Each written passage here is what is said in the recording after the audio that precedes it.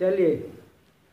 ओम यद विद्याविलासेन भूतभौतिकसृष्टयः तं नौमि परमात्मानं सच्चिदानन्दविग्रहं शङ्करं शङ्कराचार्यं केशवं बादरायणं सूत्रभाष्यकृतौ वन्दे भगवन्तौ पुनः पुनः।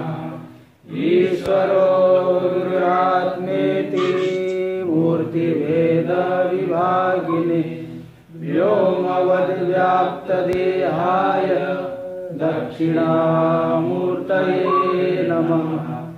ओम शांति शांति शांति। चलिए बोलिए। पूर्व क्षण को विषय नहीं कर, पूर्व ज्ञान किया विषय तत्क्षण विशेष विशिष्ट को विषय करती है, इसलिए वो अलग अलग सबका विषय हो गया।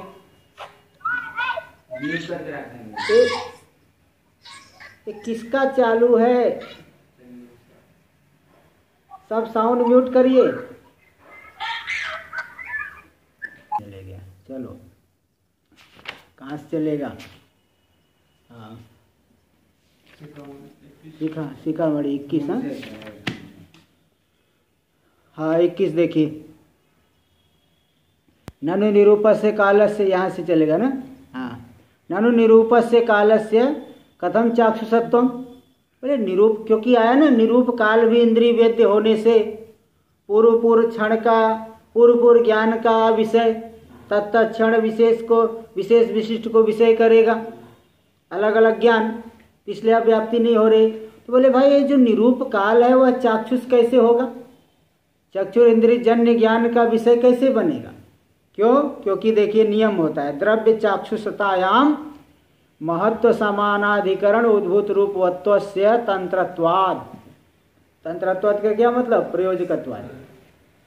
द्रव्य चाक्षुषता में चाक्षुष चक्षुषा जन्यमिति चाक्षुषम, चाक्षुष ज्ञान यानी चक्षुर इंद्रिय के द्वारा जो जन्य ज्ञान है, तो द्रव्य चाक्षुषता, चाक्षुषता का मतलब चक्षुर इंद्रिय जन्य ज्ञान विषयता। ठीक है, चाक्षुषता का क्या मतलब हुआ? चक्षुर इंद्रिय जन्य ज्ञान विषयता। किस द्रव्य में जो चक्षुर इंद्रिय जन्य ज्ञान विषयता आएगी उसमें प्रयोजक कौन है? महत्व समानाधिकरण उद्भूत रूपवत्व से तंत्रत्वात्। महत्व समानाधिकरण उद्भूत रूपवत्ता परमाणु में क्या है क्या नहीं है? महादेवानंद जी बताइए। परमाणु में हाँ हाँ महत्व परिमाण नहीं है, उद्भूत रूप तो है, महत्व परिमाण नहीं है। उद्भूत रूप होने पर भी महत्व परिमाण नहीं है। और इंद्रिय में उद्भूत रूप नहीं है। चक्षुर इंद्रिय में उद्भूत रूप नहीं है, इसलिए इंद्रिय अतीन्द्रिय है होती है। तो महत्व समानाधिकरण उद्भूत रूप जहाँ रहेगा, जैसे घट हो गया, पट हो गया, वहाँ उद्भूत रूप भी है, महत्व भी है। तो महत्व समानाधिकरण उद्भूत रूप हुआ कि नहीं? इसलिए उसका प्रत्यक्ष होता है। चक्षुर इंद्रिय जन्य ज्ञान होता है उसका, चक्षुर इंद्रिय जन्य ज्ञान विषयता आती है उसमें। तो इसलिए द्रव्य चाक्षुषता में महत्व समानाधिकरण उद्भूत रूपवत्व से तंत्रत्वात् यानी प्रयोजकत्वात्। तो अब देखिए काल में क्या है? महत्व परिमाण है कि नहीं? है। काल व्यापक है ना, महत्व परिमाण है, लेकिन उद्भूत रूप है क्या? वहाँ रूप ही नहीं तो उद्भूत रूप कहाँ से रहेगा? रूप ही नहीं तो उद्भूत रूप की क्या बात है? काल आदि में रूप नहीं रहता। रूप कहाँ रहता है? रूप कहाँ रहेगा? हाँ पृथ्वी जल और तेज में, तीन में ही रहता है। इसलिए मतलब वो काल तो पृथ्वी आदि, तो इसलिए काल में रूप नहीं है। काल में रूप कोई नहीं मानता, नैयायिक आदि कोई भी नहीं मानता। ठीक है, तो इसलिए वहाँ पे महत्व होने पर भी महत्व समानाधिकरण उद्भूत रूप नहीं है। इसलिए उसका चक्षुर इंद्रिय जन्य ज्ञान प्रत्यक्ष होगा क्या? चक्षुर इंद्रिय जन्य प्रत्यक्ष ज्ञान होगा क्या? नहीं, तो नहीं होगा। इति चेत, इसलिए वहाँ पे काल में चाक्षुषत्व कैसे रहेगा? तो सिद्धांतिकर न ऐसा मत कहो। इदानीम घटो वर्तते इति प्रतीते, प्रतीति होती है ना, इदानीम घटो वर्तते, अब घट, इस समय घट है। अगर काल का प्रत्यक्ष नहीं होता तिदानीम घटो वर्तते, ऐसा प्रत्यक्ष होता नहीं होता। इति प्रतीते है, ऐसी प्रतीति होने से, प्रतीति प्रमाण होने से निरूपस्यापेत से चाक्षुषत्वात्, निरूप होने पर भी चाक्षुष होता है। इसलिए आगे देंगे और भी बहुत चीज़ें बताएंगे।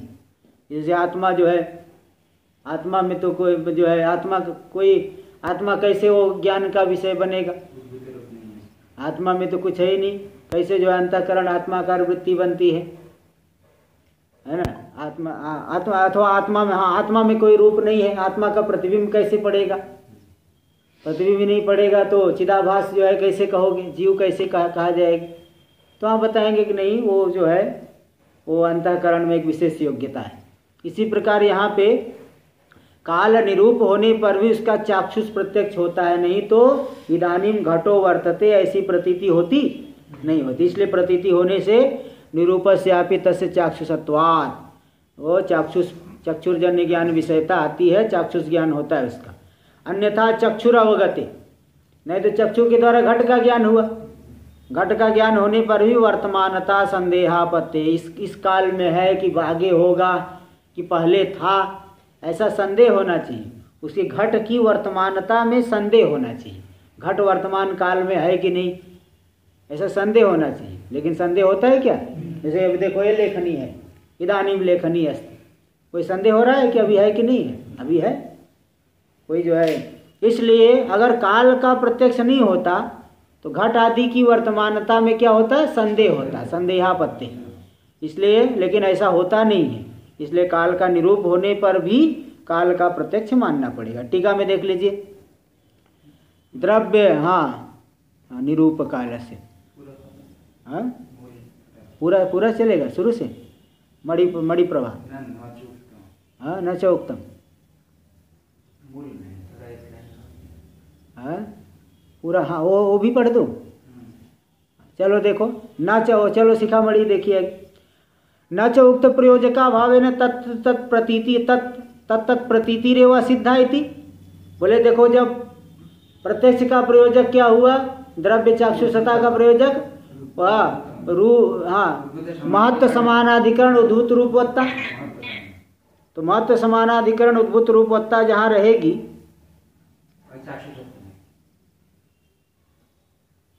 अरे साउंड जो है किसी का खुला है क्या? चलो नहीं, सही है, ठीक है। चलिए देखिए, तो उक्त प्रयोजका भावेन, प्रयोजक क्या हुआ? महत्व समानाधिकरण उद्भूत रूपवत्ता। तो जब काल में है ही नहीं तो तत्त प्रतीति रेवा सिद्धा, काल विषय प्रतीति असिद्ध है। सिद्धांति करा इति न च वाच्यम अनन्यथा सिद्ध प्रतीति बले न, अनन्यथा सिद्ध प्रतीति, ये जो प्रतीति हो रही है अन्यथा सिद्ध नहीं है भाई। अगर वर्तमान काल का प्रत्यक्ष नहीं होता इदानीम घटो वर्तते ऐसी प्रतीति नहीं हो सकती थी। इसलिए काल के प्रत्यक्ष बिना ऐसी प्रतीति अन्यथा सिद्ध नहीं है, यही अनन्यथा सिद्ध प्रतीति। काल का अगर प्रत्यक्ष नहीं होता तो ऐसी प्रतीति हो ही नहीं सकती थी।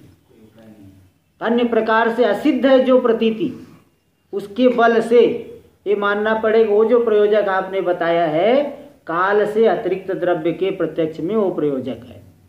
काल के लिए वो प्रयोजक नहीं कह सकते, क्योंकि वैसे अनन्यथा सिद्ध प्रतीति होती है।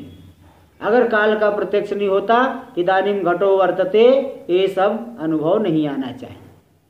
इसलिए इस अनन्यथा सिद्ध प्रतीति के बल से काल व्यतिरिक्त द्रव्य चाक्षुषतायाम प्रयोजकत्व कल्पनात्, वह जो प्रयोजक बताया गया काल से व्यतिरिक्त द्रव्य के चाक्षुष प्रत्यक्ष के प्रति वह प्रयोजक है, काल को छोड़कर।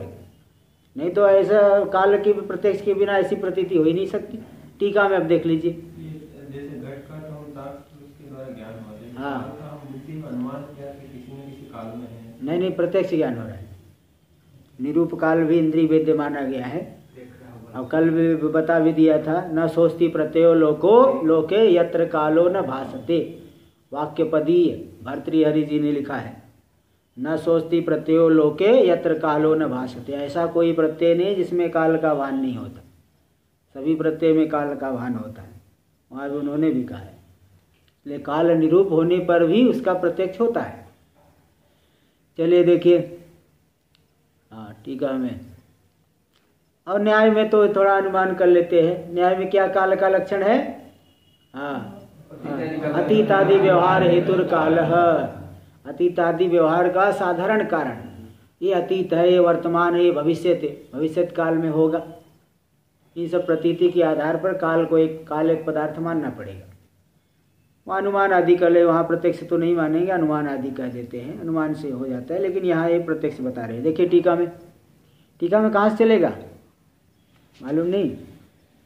चलो देखो शुरू से, हाँ स्टार्टिंग से ही देखिए। मणि प्रभा प्रत्यक्षेण यानी इंद्रियेण, पहले आया ना एक ही घट में प्रत्यक्ष से जब निरंतर इन ज्ञानी को उत्पन्न हो गए तो द्वितीय आदि ज्ञान में अव्याप्ति हो रही है। हाँ प्रथम लक्षण की अव्याप्ति होगी तो वहाँ पे हाँ देखिए आगे। तो निरंतराणी मतलब व्यवधान शून्य कालिकानी, व्यवधान शून्य काल वाले धारावाहिक तभी कहा जाएगा, लगातार चल रहा है, उसी की धारा चल रही। घयम घट तो तत्र तेषु ज्ञानेषु मध्य, उन ज्ञानों के बीच में जो द्वितीयादि ज्ञान है उनमें इस लक्षण की क्या हो रही थी? अव्याप्ति।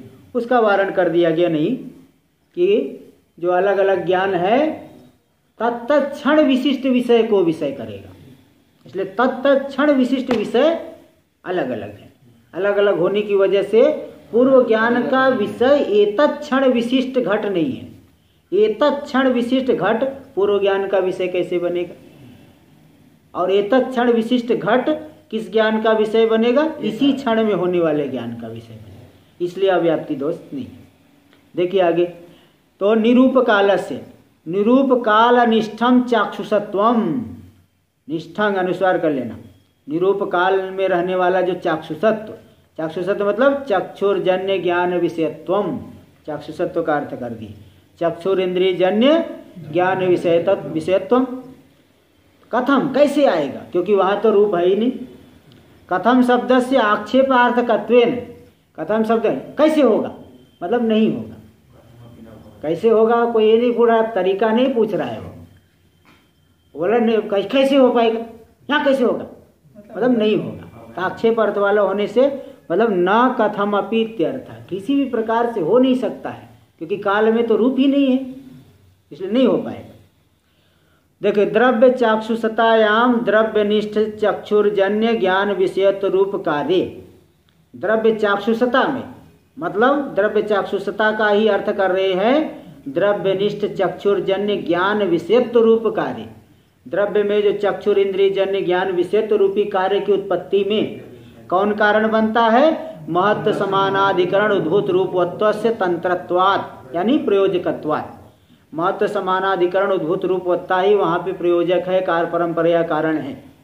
तो जहाँ पे महत्व समानाधिकरण उद्भूत रूप रहेगा, जैसे घट है महत्व परिमाण भी है, उद्भूत रूप प्रकट रूप भी है, इसलिए वहाँ पे चक्षुर इंद्रिय जन्य ज्ञान विषयता आएगी। तो महत्वाधिकरणाधिकरणक, महत्वाधिकरणाधिकरणक। चलिए आत्मानंद जी, सामानाधिकरण्यम किम? सामानाधिकरण्यम तदधिकरण वृत्तित्वम, यानी महत्व के अधिकरण में ही वो जो महत्व का अधिकरण ही जिसका अधिकरण हो।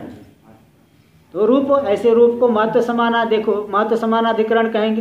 देखिए महत्वाधिकरणाधिकरणक उद्भूत रूप निष्ठ कारणत्वात्।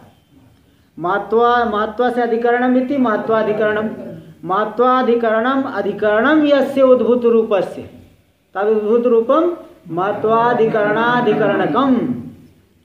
हाँ कौन सा समास हो गया? गौरी समास, ये तो सरल है। तो महत्वाधिकरणाधिकरणक ऐसा जो उद्भूत रूप निष्ठ कारणत्वात्, ऐसा उद्भूत रूप में महत्व समानाधिकरण जो उद्भूत निष्ठ है, उद्भूत रूप है, तन्निष्ठ कारणता होती है। किस कार्य के प्रति? किस कार्य के प्रति बताओ? अभी आ गया ना? हाँ द्रव्य चाक्षुष के प्रति। द्रव्य चाक्षुष का मतलब क्या किए? द्रव्यनिष्ठ चक्षुर्जन्य ज्ञान विषयत्व रूपी कार्य के प्रति। कौन कारण बना? महत्व समानाधिकरण उद्भूत रूप कारण बना। तो जहाँ महत्व समानाधिकरण उद्भूत रूप रहे, यानी जिस अधिकरण में महत्व परिमाण और उद्भूत रूप दोनों रहेगा, उसी का चाक्षुष प्रत्यक्ष होगा।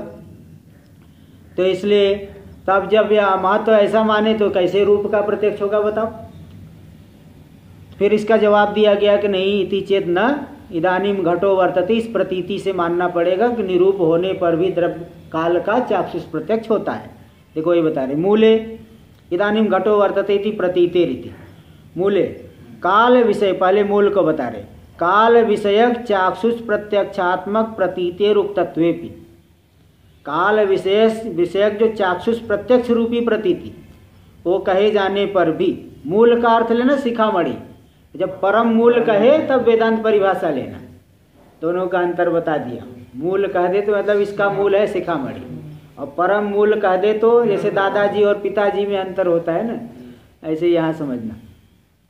तो काल विषयक चाक्षुष प्रत्यक्षात्मक प्रतीतेर उक्तत्वेपि इदानीम घटो वर्तते, ये काल विषयक चाक्षुष प्रत्यक्ष रूपी प्रतीति कहे जाने पर भी प्रतीति तदविलापक शब्दयो समान विषयकत्वेन, प्रतीति और उसका जो कथन करने वाला शब्द है अभिलापक, अभिलाप करने वाला जो शब्द, दोनों समान को ही विषय करेंगे।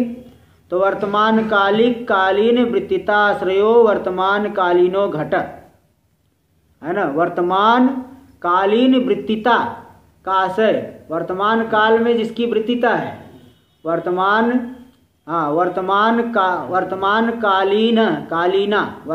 कालीना वृत्तिता वर्तमान कालीना चासो वृत्तिता, उस वृत्तिता का जो आश्रय है, यानी जो वर्तमान काल में रह रहा है, कौन है वो? वर्तमान कालीनो घटक, वर्तमान कालीन घटक इत्यर्थक काल विषयक चाक्षुष प्रत्यक्षात्मक प्रतीत्य अभिलापक, काल विषयक जो चाक्षुष प्रत्यक्ष रूपी प्रतीति है, इदानीम घटो वर्तते, तो उस प्रतीति का अभिलापक शब्द विषय समान विषयक प्रतीति, यानी जो हम कर रहे प्रतीति का कथन करने वाला जो शब्द है इदानीम घटो वर्तते, तो मतलब कि वहाँ पे दे दिए कि वर्तमान कालीन वृत्तिता का आश्रय जो घट, वर्तमान कालीन घट, तो यहाँ पे ते जो प्रतीति है प्रत्यक्षात्मक प्रतीति का अभिलापक शब्द विषय समान विषयक प्रतीति, शब्द विषय प्रतीति का कथन करने वाले शब्द, उस शब्द की विषय के समान विषयक प्रतीति होने से काल का भी प्रत्यक्ष होता है। देखो ऊपर बता दिए ना कि प्रतीति और उसका अभिलापक शब्द जो होता है समान को विषय करते हैं। जैसे हमको जो प्रतीति हुई उस प्रतीति से हम शब्द प्रयोग करेंगे, तो यानी जो प्रतीति ज्ञान का जो विषय है शब्द का भी वही विषय होता है। बुद्ध्वा शब्दान प्रयोग थे, जान करके शब्द प्रयोग करता है, तो जिस चीज को हमने जाना उसका अभिलापक शब्द भी किसको विषय करेगा?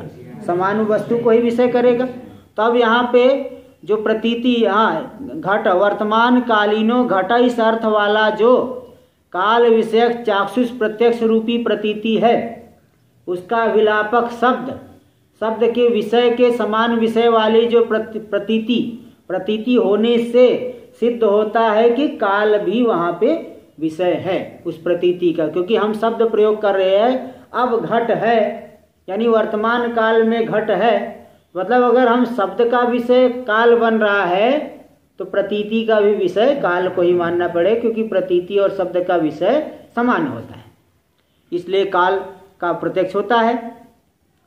तो यहाँ पे इसलिए चाक्षुष मानना पड़ेगा। इसलिए ऐसी प्रतीति होने से निरूपस्यापि तस्य का अर्थ कर दिए कालस्य, वह चाक्षुषत्वात्। अन्यथा क्योंकि अगर ऐसा नहीं मानोगे, अन्यथा का अर्थ कर रहे टीका में, निरूपस्य कालस्य चाक्षुषत्वानंगीकारे, निरूप काल का अगर चाक्षुष प्रत्यक्ष नहीं मानोगे तो क्या दोष होगा?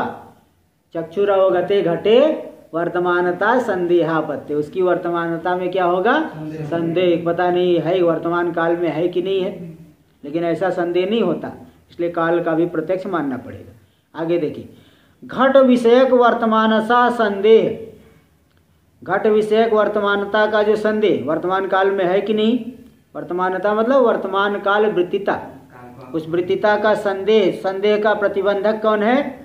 वर्तमान काल विषयक निश्चयाभावेन, वर्तमान काल विषयक जब निश्चय नहीं होगा तो वर्तमान कालिक घटो अस्ति न वा, तब तो ऐसा संदेह होना चाहिए वर्तमान कालिक घट है कि नहीं है। इति घटे वर्तमान काल वृत्तित्व से संदेहापत्ते ही, अगर चाक्षुष काल का चाक्षुष प्रत्यक्ष नहीं मानोगे तो घट की वर्तमान काल वृत्तित्व में संदेह हो जाएगा, इसलिए उसका प्रत्यक्ष मानना पड़ेगा। फिर एक आदि एक नहीं, वो प्रयोजक ही नहीं तो कैसे प्रत्यक्ष मानोगे? क्या प्रयोजक दिए? चाक्षुषता का महत्व समानाधिकरण उद्भूत रूपवत्ता। देखो उक्त प्रयोजका भावेन यानी काले महत्व समानाधिकरण उद्भूत रूपवत्त रूप चाक्षुष प्रत्यक्ष प्रतीति कारणाभावेन। चाक्षुष जो क्योंकि महत्व समानाधिकरण उद्भूत रूप नहीं है, काल में महत्व परिमाण होने पर भी उद्भूत रूप नहीं है, इसलिए महत्व समानाधिकरण उद्भूत रूपवत्त रूपी चाक्षुष प्रत्यक्ष की प्रतीति का कारण नहीं होने से तत्प्रतीति, वह जो है प्रतीति नहीं, प्रतीति असिद्ध है। तत्त प्रतीति ऐसा 2 बार है क्या वो शिखामणि में? एक ही बार है, हम लोगों में 2 बार है, इसलिए 2 बार एक काट लेना भाई। तत्प्रतीति नहीं तत्त प्रतीति दे दिया ना शिखामणि, एक ही बार होना चाहिए। तत्त प्रतीति नहीं तत्प्रतीति, टीका में इसलिए दे दिए एक ही बार आना चाहिए। तो इसलिए तत्प्रतीति मतलब इदानीम घटो वर्तते इत्याकारक प्रतीति नहीं होनी चाहिए, असिद्ध है। तो सिद्धांति का नहीं, अनन्यथा सिद्ध प्रतीति के बल से ये मानना पड़े कि वो जो प्रयोजक है काल से व्यतिरिक्त द्रव्य चाक्षुष के लिए प्रयोजक है, काल के लिए वो प्रयोजक नहीं है।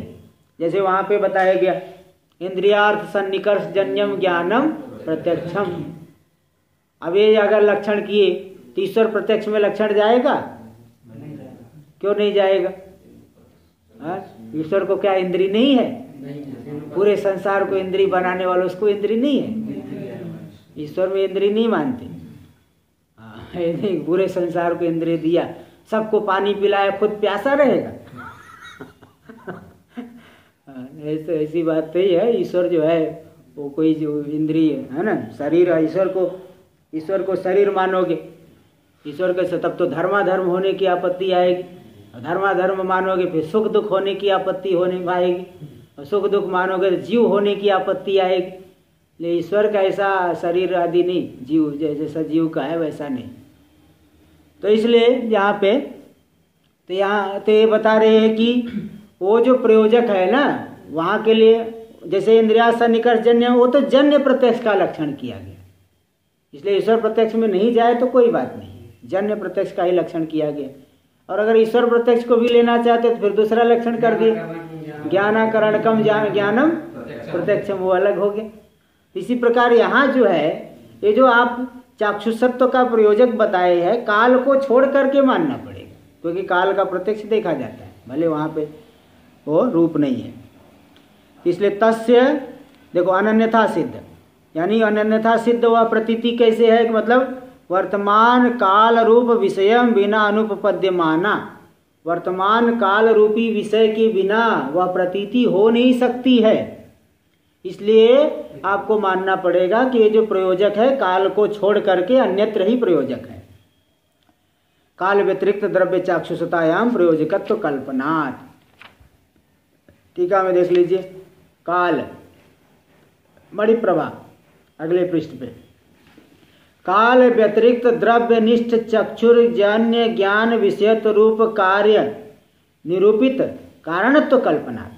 वो जो कारण है ना महत्व समानाधिकरण उद्भूत रूपवत्ता, वह काल व्यतिरिक्त द्रव्य निष्ठ चक्षुर्जन्य ज्ञान विषयत्व रूप कार्य निरूपित कारणत्व आएगा उसमें, काल में नहीं, काल को लेकर के नहीं, काल से व्यतिरिक्त द्रव्य चाक्षुषता का प्रयोजक हो गया।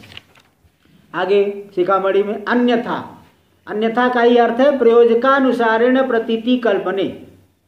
प्रयोजक के अनुसार अगर प्रतीति मानोगे, जहां ये प्रयोजक रहेगा वही उसका प्रत्यक्ष होना चाहिए। ऐसा मानोगे तो निरूप से रूप से अचाक्षुषत्वापत्ति, तब तो देखो रूप का प्रत्यक्ष होता है कि नहीं? रूप में कौन सा रूप रहता है बताओ? रूप में रूप रहता है क्या? गुणे गुणानंगीकारा, न्याय मत में नियम है, गुण में गुण नहीं माना जाता। तो अगर आप कहोगे कि निरूप का प्रत्यक्ष नहीं होता है, तो रूप में कौन सा रूप रहता है? रूप का भी तो प्रत्यक्ष मानते हैं, द्रव्य का भी प्रत्यक्ष मानते हैं, रूप का भी प्रत्यक्ष मानते हैं। तो रूप में रूप तो रहता नहीं, तो निरूप का भी तब तो प्रत्यक्ष नहीं हो, रूप का भी प्रत्यक्ष नहीं हो पाएगा, क्योंकि निरूप स्वयं निरूप है, रूप में रूप तो होता नहीं। प्रयोजकानुसारेण प्रतीति कल्पना, जहाँ जहाँ प्रयोजक रहेगा वही वही प्रतीति की कल्पना करोगे, तब तो निरूपस्य रूपस्य अचाक्षुषत्वापत्ति। निरूप जो रूप है, यानी रूप में रूप नहीं होता, ऐसे रूप का भी चाक्षुष प्रत्यक्ष नहीं होना चाहिए। इसका टीका में देख लीजिए, आगे तो शंका दे रहे हैं ना, इसलिए पहले टीका देख लीजिए।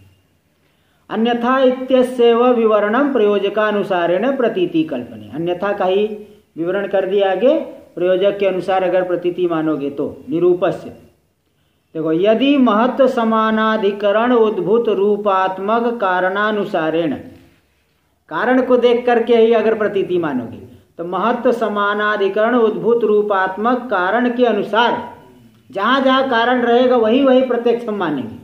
तो चाक्षुष प्रतीति स्तोया स्वीक्रियते, यदि आपके द्वारा ऐसा स्वीकार किया जाता है, तदा तव मते, तब तो तुम्हारे मत में रूपादिशु चाक्षुषत्वा भाव व्यावृत्त्यर्थम, रूपादि में चाक्षुषत्व के अभाव की व्यावृत्ति के लिए चाक्षुष प्रतीति रूप कार्य शरीरे द्रव्य पदस्य निवेशो न स्यात्। तो देखो, रूपादि में चाक्षुषत्व प्रतीति होती है, वहाँ तो रूप नहीं है, तो कहते नहीं वो द्रव्य चाक्षुषता के लिए प्रयोजक माने। तो अगर प्रयोजक के अनुसार ही प्रतीति हो जाती तो रूपादि में चाक्षुषत्वा भाव की व्यावृत्ति के लिए आपको तब तो द्रव्य पद नहीं देना पड़ता। तो अलग अलग जैसे आपने किया है ना, द्रव्य के लिए अलग प्रयोजक माने, रूप गुण आदि के लिए अलग प्रयोजक माने, ऐसे काल के लिए भी मान लो ये प्रयोजक नहीं रहने पर भी उसका प्रत्यक्ष होता है। तो इसलिए काल से व्यतिरिक्त द्रव्य के लिए ही यह प्रयोजक मानना पड़ेगा।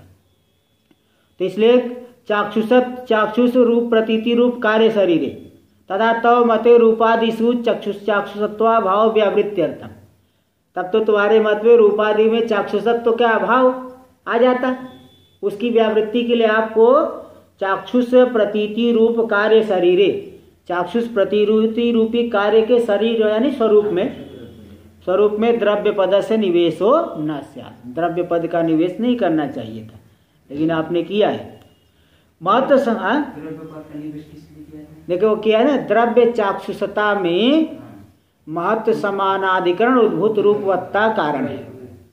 तो अगर जब बताओ एक ही प्रतीति के अनुसार ही प्रयोजक के अनुसार प्रतीति मानोगे, तो जहाँ प्रयोजक है वही प्रतीति मानो, तब तो रूप में प्रतीति नहीं होगी रूप की, तो वहाँ पे चाक्षुषत्वा भाव आएगा, उसकी व्यावृत्ति के लिए आपको द्रव्य पद देना पड़ा ना,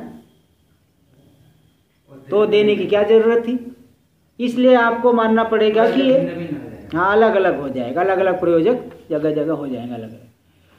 महत्व समानाधिकरण उद्भूत रूपात्मक कारणानुसारेण, महत्व समानाधिकरण उद्भूत रूपात्मक कारणानुसारेण चाक्षुष प्रत्यक्षात्मक प्रतीते त्वया स्वीकारा, इस कारण के अनुसार ही अगर चाक्षुष प्रतीति आपके द्वारा माना जाएगा तो तथा च रूपाद उक्त कारणाभावेन, रूपादि में उक्त कारण तो नहीं है, इसलिए चाक्षुष प्रत्यक्षात्मक चाक्षुष प्रत्यक्ष प्रत विषयत्व न स्यात्, चाक्षुष प्रत्यक्ष विषयत्व वहाँ नहीं रहना चाहिए। यहाँ तक हुआ। एवं आगे आएगा, आगे पहले देखिए शिखामणि, ननु एवं अपि निरंतरोत्पन्न घटादि प्रत्यक्ष, निरंतर उत्पन्न जो घटादि प्रत्यक्ष, घटायम घटा जो धारावाहिक ज्ञान चल रहा है, उस घटादि के प्रत्यक्ष में अव्याप्ति होगी। अव्याप्ति तद अवस्था, इस तरह से अव्याप्ति तो भले आपने मूल में कह दिया, वेदांत परम मूल में वेदांत परिभाषा में कह दिया कि वहाँ पे जो है पूर्व ज्ञान का विषय तत्क्षण विशेष को विशिष्ट को विषय करेगा, तत्क्षण वाला ज्ञान, इसलिए अव्याप्ति नहीं है, धारावाहिक स्थल पे भी प्रमा का लक्षण चले जाएगा। तो बोले ऐसा करने पर भी वो जो धारावाहिक स्थल पे जो निरंतर उत्पन्न घटादि प्रत्यक्ष अयम घट जो लगातार प्रत्यक्ष हो रहा है, उस प्रत्यक्ष में लक्षण की अव्याप्ति रहेगी। क्यों अव्याप्ति रहेगी? तो बता रहे, देखिए अव्याप्ति तद अवस्था, क्यों तस्य तत्क्षण तत्त संबंधा से अज्ञातावगाहित्वेपि घटांसे तदभावत्। देखो तत्क्षण बदल रहा है और तत्क्षण का भी घट के साथ संबंध बदल रहा है। जब क्षण ही बदल रहा है तो क्षण का संबंध भी बदल रहा है, लेकिन घट तो वही का वही है। तो घट अंश में विषय तो वही रहा, अज्ञात अर्थ हुआ क्या? अनधिगत अबाधित अर्थ विषय ज्ञान। घट अंश में हुआ क्या? वो तो अधिगत विषय ज्ञान हुआ घट अंश में। काल अंश और काल के संबंध अंश में, तत्क्षण और तत्क्षण का संबंध, उस अंश में अज्ञात अर्थ होने पर भी घट अंश में ज्ञान अज्ञातार्थ विषयक नहीं है। इसलिए घट अंश को लेकर के वहां लक्षण की अव्याप्ति होगी। एक देखो कह रहा है, देखो अव्याप्ति तदवस्था है, तस्य तत्क्षण तत्संबंधांशे अज्ञातार्थावगाहित्वे भी। निरंतर जो प्रत्यक्ष उत्पन्न हो रहा है तत्क्षण और तत्संबंध अंश में अज्ञात अर्थ को विषय करने पर भी घटांशे तदभावात, घटांश में अज्ञातार्थ तस्य प्रत्यक्ष से निरंतर प्रत्यक्ष से, टीका में दे देंगे, टीका में तस्य दे देंगे द्वितीयादि प्रत्यक्ष से। हाँ, तो घट अंश में वो अज्ञातार्थावगाहित्वा भावात इति चेत, ऐसा पूर्व पक्षी ने कहा, यानी अव्याप्ति की शंका की। अब सिद्धांतिकरण न ऐसा मत कहो, इष्टापत्ति है आपकी, ये जो आपत्ति हमको इष्ट है, बिल्कुल सही बात है। अतएव न शाब्द प्रमाया पदार्थार्थे पदार्थांशे प्रमात्व, पूरे के पूरे अंश में कोई जो है प्रत्यक्ष, हाँ पूरे के पूरे अंश में प्रमा हो, ये होना कोई जरूरी नहीं है। जो शाब्द बोध होता है वह पदार्थ अंश में प्रमा माना जाता है क्या? पदार्थ अंश में प्रमा नहीं माना जाता, क्योंकि पदार्थ तो पहले से ही ज्ञात हो गया। जैसे देवदत्त गाम आनयत, यानी गो कर्मक आनयनानुकूल वर्तमान कृतिमान देवदत्त, तो यही आपको शाब्द बोध हो रहा है। तो देवदत्त पद के द्वारा देवदत्त का ज्ञान हुआ, गो पद के द्वारा गो का ज्ञान हुआ, आम पद के द्वारा कर्मत्व का बोध हुआ। आनयति आंग उपसर्ग पूर्वक नी नए धातु से आनयन क्रिया का बोध हुआ, और तिंग के द्वारा कृति का बोध हुआ। तो गो कर्मक आनयनानुकूल वर्तमान कृतिमान देवदत्त, तो अलग अलग पदार्थ का ज्ञान तो पद से ही हो गया। तो वाक्यार्थ बोध से पहले ही पदार्थ ज्ञात हो गया कि नहीं? पदार्थ पद से ही ज्ञात हो गया। वाक्यार्थ में फिर वाक्यार्थ को किस अंश में प्रमा मानते हैं? बोले नहीं, पदार्थ का ज्ञान होने पर भी जो पदार्थों का परस्पर अन्वय है वह पहले नहीं हुआ है, इसलिए वाक्यार्थ बोध को अन्वय बोध भी कहा जाता है। शाब्द बोध अन्वय बोध, यानी पद के द्वारा पदार्थ का ज्ञान हुआ, पदार्थों का परस्पर अन्वय कर दो। अब ये नहीं कि गो उधर है, कर्मत उधर है, देवदत्त वहाँ खड़ा है, आनयन क्रिया कहीं दूसरी जगह हो रही है, कृति कहीं और हो रहा है, कोई पदार्थ शाब्द बोध होगा क्या? वो पूरा अन्वय करना पड़ेगा। गो कर्मक आनयनानुकूल वर्तमान कृतिमान देवदत्ता, ऐसा अगर अन्वय पदार्थों का कर दिए तो शाब्द बोध हो गया। इसलिए शाब्द बोध जो है अन्वय अंश में प्रमा मानी जाती है, पदार्थ अंश में प्रमा नहीं मानी जाती। तो कोई भी प्रत्यक्ष हो, कोई भी अनुभव हो, पूरे के पूरे अंश में प्रमा हो कोई जरूरी थोड़ी है ना। देखो वही कह रहे, अतएव बोले इष्टापत्ति, ठीक कहते हो, घट अंश में प्रमा भले नहीं, किंतु अन्वय बोध जो हो रहा है, अन्वय करके जो बोध हो रहा है, उस अंश में प्रमा है कि नहीं? उस अंश में तो आपको मानना पड़ेगा। इसीलिए प्रमाण दे रहे हैं कि शाब्द बोध में पदार्थ अंश में शाब्द बोध को प्रमा नहीं माना जाता। अतएव न शाब्द प्रमाया पदार्थांशे प्रमात्वम, पूर्ण विराम कर देना। शाब्द प्रमा जो है पदार्थ अंश में उसको प्रमा नहीं माना जाता। टीका में देख लीजिए यहाँ तक, एवं अपि यानी निरूपस्य कालस्य चक्षुर्जन्य ज्ञान विषयत्व स्वीकारे, निरूप काल में भी चक्षुर्जन्य ज्ञान विषयत्व स्वीकार करने पर भी, स्वीकार कर लेने पर भी घट अंश में अव्याप्ति रहेगी धारावाहिक स्थल पे।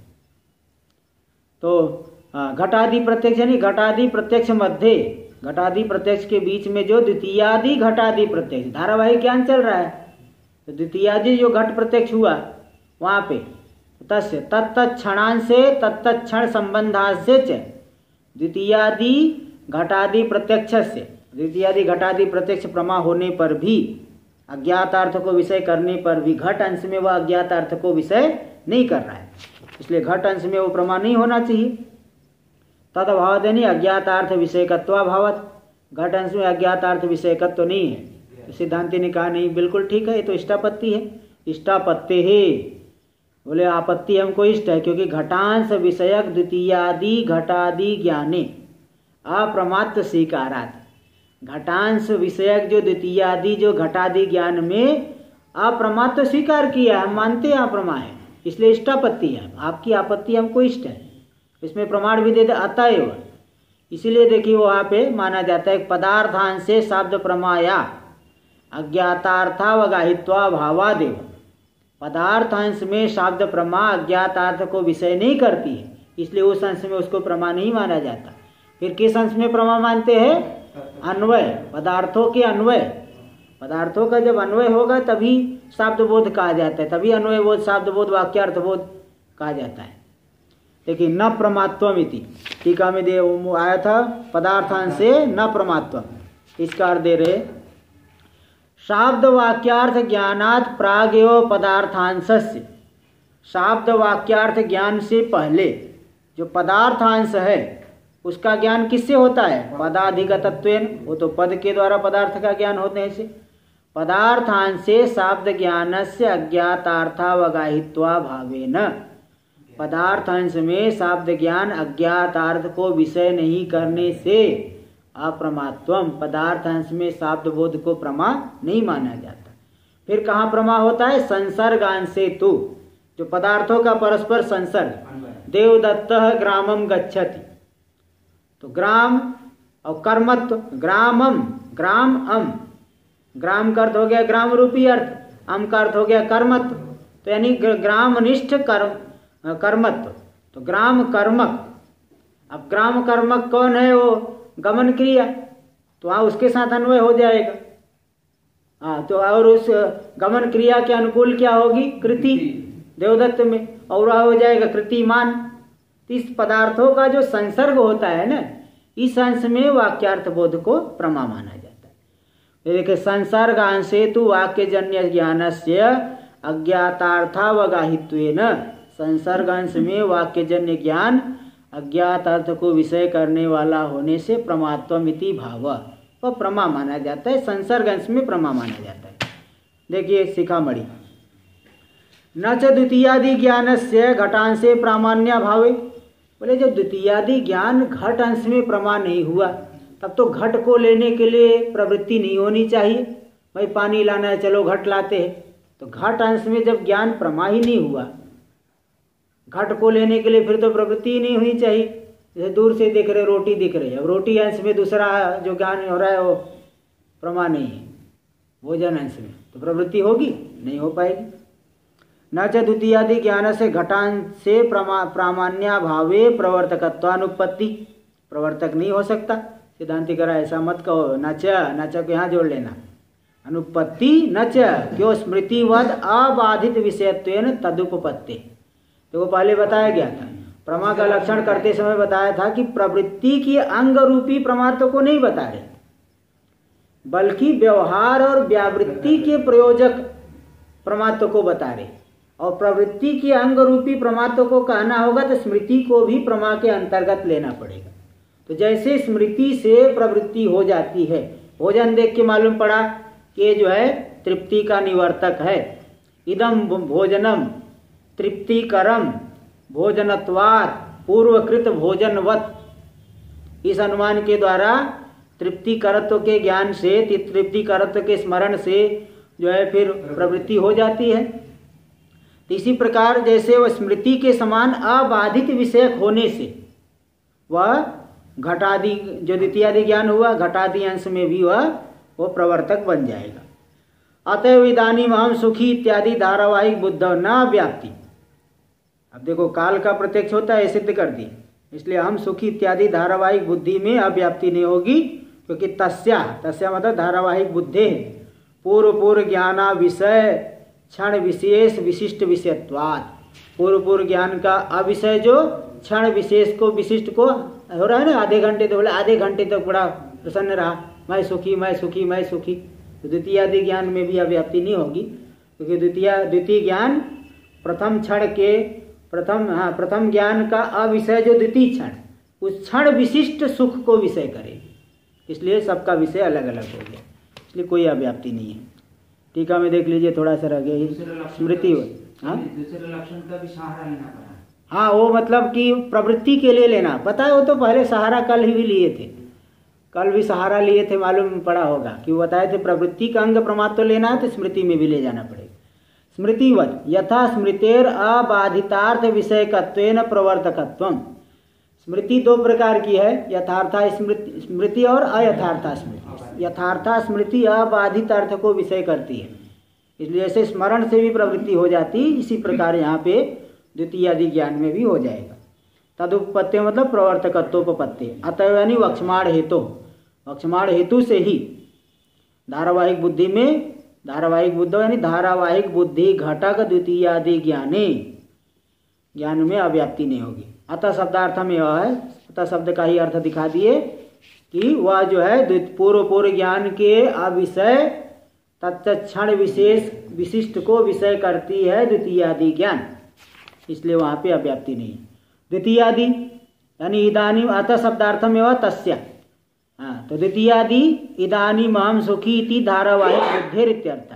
तो क्षण विशिष्ट विशेष को विशिष्ट, क्षण विशेष विशिष्ट को विषय करेगा, यानी विलक्षण क्षण विशेष विशिष्ट सुख, उस सुख को विषय करने की वजह से अलग अलग क्षण विशिष्ट सुख को विषय कर रही है, इसलिए सबका विषय अलग अलग हो गया। अज्ञातार्थ विषय होने से अव्याप्ति नहीं है, प्रमा का लक्षण सब जगह जाएगा, आगे कल होगा।